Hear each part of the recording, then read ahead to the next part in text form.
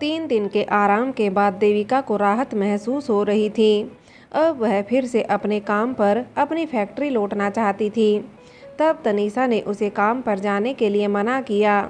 कहा, माँ, आपकी तबीयत अभी ठीक नहीं है, आप आराम कीजिए, फैक्ट्री की चिंता मत कीजिए, मैं हूँ ना संभालने के लिए। लेकिन देविका ने कहा, बेटा, अगर मैं यहीं घर पर बिस्तर में पड़ी रहूँगी तो मेरा मन नहीं लगेगा, और वैसे भी मेरी तबीयत अब बिल्कुल ठीक है, घबराने की कोई बात नहीं है बेटा। और तुम्हें पता है ना, मेरे काम में ही मेरी जान बसती है।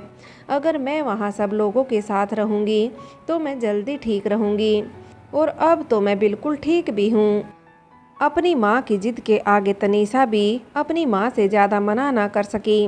वह जानती थी कि उसकी माँ चाहे कितनी ही बीमार क्यों ना हो, लेकिन अपने काम को कभी नहीं छोड़ सकती।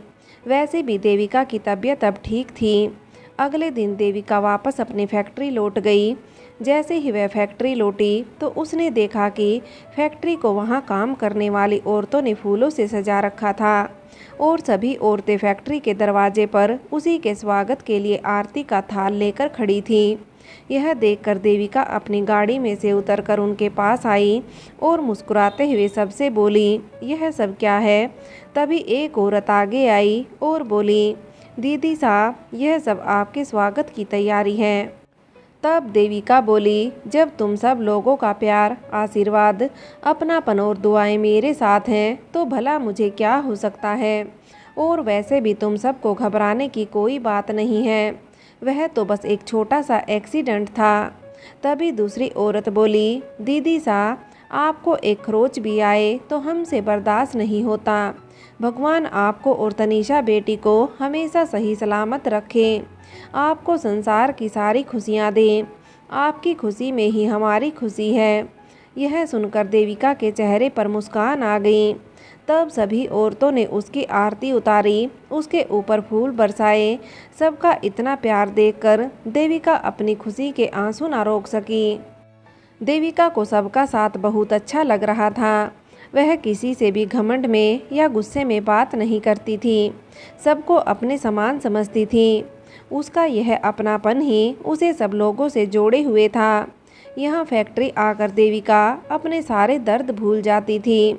देविका जब फैक्ट्री से वापस आई तो उसने देखा कि घर पर नवीन और उसके माता पिता उससे मिलने आए हुए हैं। यह देखकर देविका बोली, माफ़ करना, फैक्ट्री से आने से मुझे देर हो गई, मुझे पता नहीं था कि आप लोग आने वाले हैं।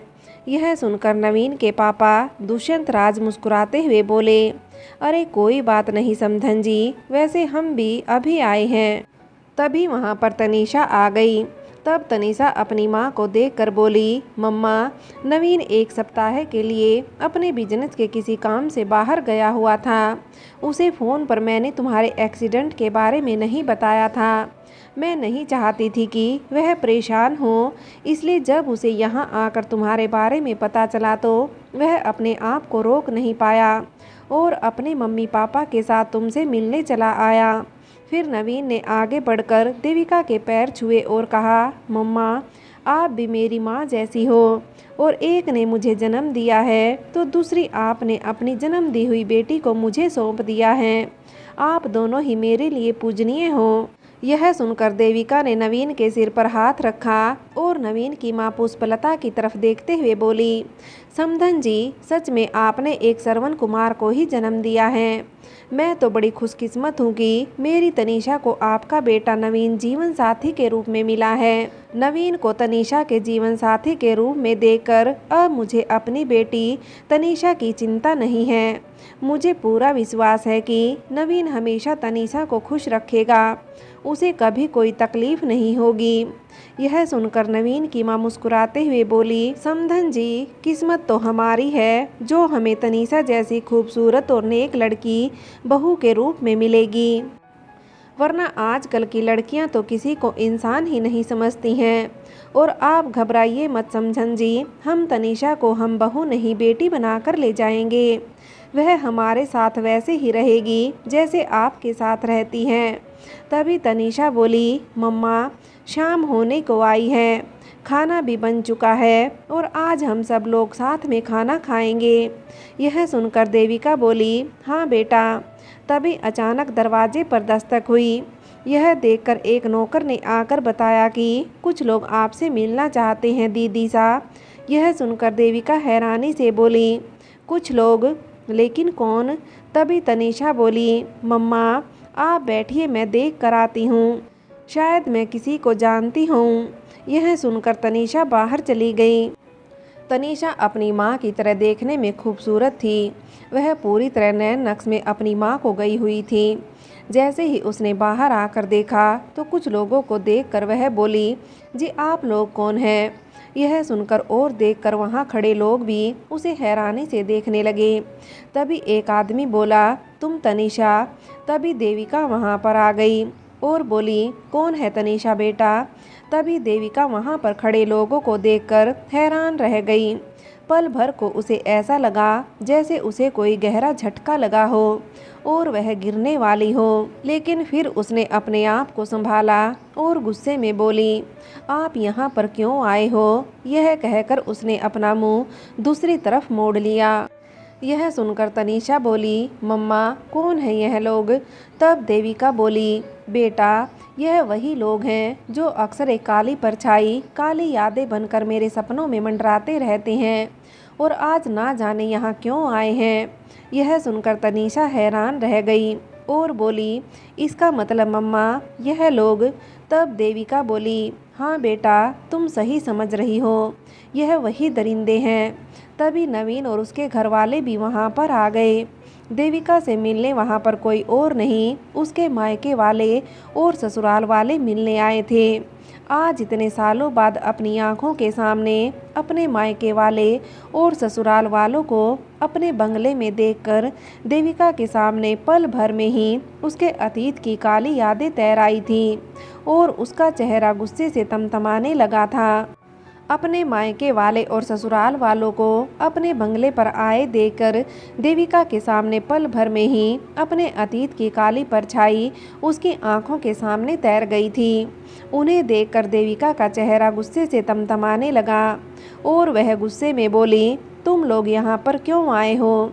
यह कहकर वह गुस्से में चिल्लाते हुए बोली।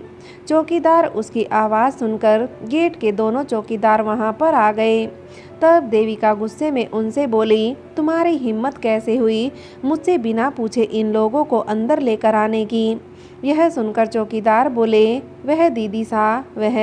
यह सुनकर देविका बोली, तुमने जो किया है ना, मन तो करता है कि तुम्हें अभी और इसी वक्त काम से निकाल दूं। यह सुनकर एक चौकीदार बोला, माफ़ करना दीदी सा, वह तो यह लोग एक साथ विनती कर रहे थे तुमसे मिलने की और कह रहे थे कि ये आपके रिश्तेदार हैं। तब हमने सोचा कि शायद तुम्हारे कोई रिश्तेदार ही होंगे, इसलिए भेज दिया। आगे से ऐसी गलती नहीं होगी। चौकीदार भी आज पहली बार देविका को इतने गुस्से में देखकर हैरान थे।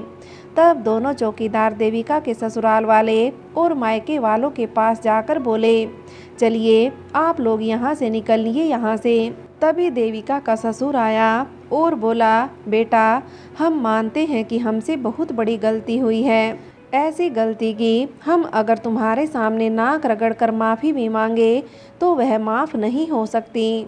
बेटा एक ससुर एक लड़की के ससुराल में उसके पिता की जगह होता है। उसकी जिम्मेदारी बनती है कि जिस लड़की को वह अपने घर की बहू बनाकर लाया है उसे उस घर में बेटी का सा आदर और सम्मान दिलाए। लेकिन बेटा मैं ऐसा नहीं कर सका। बेटा हम स्वार्थ में इतने अंधे हो गए कि हमें एक बार भी तुम्हारी खुशियों के बारे में नहीं सोचा। लेकिन ऊपर वाला सब देखता है।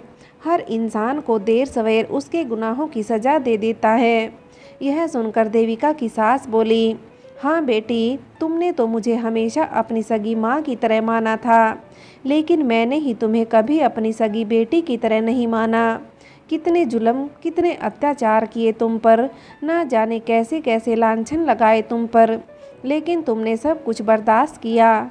एक बच्चलन कहकर तुम्हें घर से निकाला, लेकिन बेटा मैं जानती हूँ जो कुछ भी हुआ उसे तुम कभी माफ़ नहीं कर सकती। लेकिन तुम्हारे जाने के साल भर बाद ही जैसे भगवान भी हमसे रूठ गए हों, उसने भी हमसे मुंह मोड़ लिया। हमारे बुरे दिन शुरू हो गए। उस दिन हमें एहसास हुआ बेटा कि भी किसी अबला पर अत्याचार करना कितना गलत है। जब तुम घर छोड़कर गई थी तो हम लोगों ने सोचा कि तुम इधर उधर घूम कर वापस आ जाओगी और हम तुम्हें जीवन भर एक नौकरानी की तरह रखेंगे। लेकिन तुम वापस नहीं आई तो हम लोगों ने गांव वालों के सामने अपने आप को महान दिखाने के लिए और तुम्हें बदनाम करने के लिए कहा कि तुम किसी गैर मर्द के साथ भाग गई हो। और गांव के लोगों को भी शायद हमारी बातों पर विश्वास हो गया था। फिर हमने बड़े ही अरमानों के साथ और इस लालच में कि शायद और दहेज मिलेगा, सोमेंद्र का दूसरा विवाह किया। लेकिन पुनीत की दूसरी पत्नी तुम्हारी तरह बिल्कुल नहीं थी। वह बहुत घमंडी थी। हम सब लोगों के साथ बहुत ही बदतमीजी से बातें करती थी। जब भी पुनीत उसे इस बारे में कुछ कहता तो वह हमें बात बात पर केस करने की और जेल में डलवाने की धमकी देती। उस समय हमें एहसास हुआ कि बेटा हमने जिस हीरे को कोयला समझकर ठुकरा दिया था वह वास्तव में हीरा था, और जिसे हीरा समझकर अपनाया था वह तो एक कोयले का टुकड़ा था। हमारी ऐसी हालत देखकर लोग हम पर हंसते थे। हर कोई हमें यह एहसास दिलाता कि हमने तुम्हारे साथ गलत किया है।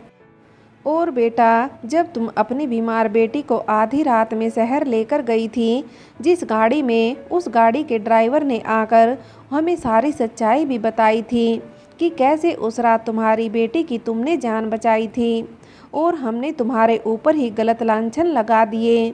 अरे तुम्हारे ऊपर ही क्या, उस देवता समान आदमी पर उल्टे सीधे लांछन लगाए थे हमने। उसने कितनी माफ़ी मांगी लेकिन वह देवता स्वरूप आदमी बस यही कहता कि माफ़ी की असली हकदार तुम हो।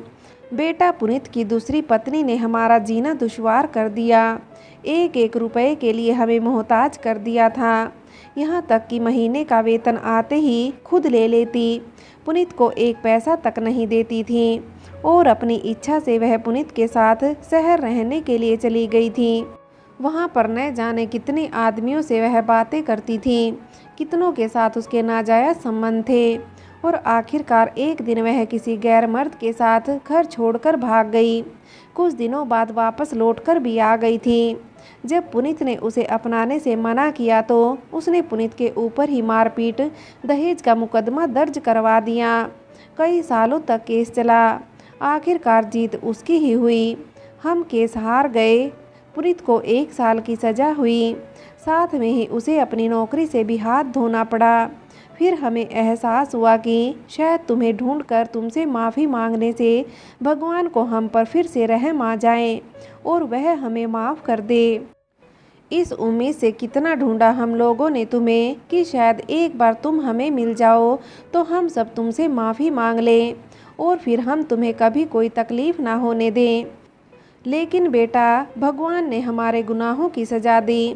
जब तुम हमारे साथ थी तो हमने तुम्हारी कदर नहीं की, लेकिन तुम्हारे जाने के बाद हमें तुम्हारी कदर मालूम हुई। दिन रात तुम्हें ढूंढा लेकिन तुम नहीं मिली। बेटी एक औरत ही एक औरत की दुश्मन होती है। मैं जब तुम पर लांछन लगाते वक्त क्यों भूल गई थी कि मैं भी एक औरत हूँ। कैसे मैं एक निर्दोष औरत के पवित्र दामन पर दाग लगा सकती हूँ। बेटा तुम्हारी हर बात में सच्चाई थी, यह हमें पता था, लेकिन शायद जानबूझकर अपने स्वार्थ में अंधे होकर हम उस सच्चाई को नहीं देख पा रहे थे, उसे नहीं मान पा रहे थे। यह सुनकर देविका गुस्से में बोली, आप लोगों की आप बीती सुनने के लिए मेरे पास कोई टाइम नहीं है और वैसे भी मेरे पास तुमसे बात करने के लिए तो बिल्कुल भी टाइम नहीं है। इसलिए हाथ जोड़कर आपसे विनती है कि आप लोग यहाँ से जाइए और भगवान के लिए फिर कभी अपनी सूरत भी मुझे मत दिखाना। यह सुनकर देविका का जेठ बोला, ऐसा ना कहो देविका, अरे अगर तुम हमें माफ़ नहीं करोगी तो हमें तो नरक में भी जगह नहीं मिलेगी। हाँ देविका, शायद भगवान ने मुझे मेरे गुनाहों की सज़ा दे दी। अरे अब मैं तुमसे माफ़ी मांगूँ तो कैसे? भगवान ने माफ़ी देने के लिए तो मेरा एक हाथ मुझसे छीन लिया, तो तुम्हारे सामने मैं कैसे हाथ जोड़ूं? यह सुनकर देविका, तनीषा, नवीन और उसके घर वालों ने देखा कि देविका के जेठ का एक हाथ कोहनी पर से कट चुका था। तब देविका का जेठ बोला, देखो देविका, भगवान ने मुझे मेरे गुनाहों की सज़ा दे दी। जिस हाथ से मैंने तुम्हें छूने की कोशिश की, भगवान ने उसको मेरे जिस्म से ही अलग कर दिया। देविका, अब मैं दिन रात पछतावे की आग में जल रहा हूँ। अरे मैंने तुम पर गलत नज़र डाली। तुमने हमेशा मुझे एक बड़े भाई की तरह समझा और मैंने उसी रिश्ते को शर्मसार किया। तुम्हारे ऊपर गलत नज़र डाली, तुम्हारे ऊपर गलत लांछन लगाए। अरे भगवान भी मुझे कभी माफ़ नहीं करेगा। कहते हुए देविका के जेठ की आंखों में आंसू आ गए। तब देविका की जेठानी बोली, हाँ देविका, जो गलती हम सब ने की है उसके लिए तो भगवान भी हमें माफ़ नहीं करेगा। तुमने हमेशा मुझे अपनी बड़ी बहन की तरह माना था, लेकिन मैं तुम्हें कभी अपनी छोटी बहन नहीं मान पाई। हमेशा तुम्हारे साथ गलत किया, कभी तुम्हारे दर्द को नहीं समझ पाई। क्यों भूल गई कि मैं भी एक औरत हूँ। आज जब मेरी दोनों बहुएं मेरे साथ वही बर्ताव करती हैं जो बरसों पहले मैंने तुम्हारे साथ किया था, तब मुझे अपनी गलती का एहसास होता है कि मैंने तुम्हारे साथ कितना गलत किया। उस समय तुम पर क्या गुजरी होगी देविका। जब तुम्हारी बेटी बीमार थी तो तुम कितना हम सबके सामने रोई थी, गिड़गिड़ाई थी, लेकिन हमने तुम्हारी नहीं सुनी। आज देविका वही हाल हमारा है, तुम्हारे जेठ का है। इसका एक हाथ तो कट गया है और यह हमेशा बीमार रहते हैं। मुझे अपनी बेटी बहू के सामने इसे अस्पताल दिखाने के लिए गिड़गिड़ाना पड़ता है, हाथ जोड़ने पड़ते हैं, लेकिन जब उनका मन करता है तो ले जाते हैं, वरना नहीं ले जाते हैं। नरक से भी बदतर हालत हो गई है हमारी। पुनीत तो घर नहीं रुकते हैं, अभी पश्चाताप की अग्नि में जलकर कभी किसी तीर्थ धाम के लिए निकल जाते हैं, तो कभी तुम्हें ढूंढने के लिए निकल जाते हैं। ऐसे में कौन हमारा सहारा बनता? संजना, दोनों पति पत्नी का भी हमारी मदद करने आते हैं तो हमारे बेटे बहू उनके साथ भी लड़ाई झगड़ा करते हैं, जिसके कारण अब वह भी हमारी मदद नहीं करते। अब तो अपने बेटे बहू से तंग आकर, उनसे तंग आकर मैं तुम्हारे जेठ और इन बूढ़े सास ससुर के साथ रहती हूँ। इनकी पेंशन से और हमारी पेंशन से ही अब जैसे तैसे तक हमारा गुजारा चलता है। यह कहकर देविका की जेठानी फूट फूट कर रो पड़ी। फ्रेंड्स, आगे की कहानी के लिए कहानी का अगला भाग देखें।